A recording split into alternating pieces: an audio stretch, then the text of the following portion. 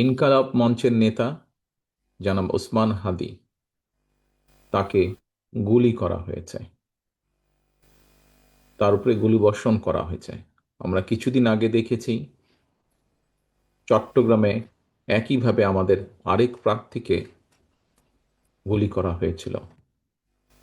প্রিয় ভাই বোনেরা, প্রথমেই আমি এই ঘটনার জন্য তীব্র ঘৃণা এবং প্রতিবাদ জানাচ্ছি। আমাদের উচিত হবে সারা বাংলাদেশে গণতন্ত্রের পক্ষে যত মানুষ আছে প্রত্যেকটি মানুষের উচিত হবে এই ঘটনার তীব্র প্রতিবাদ এবং ঘৃণা জানানোর।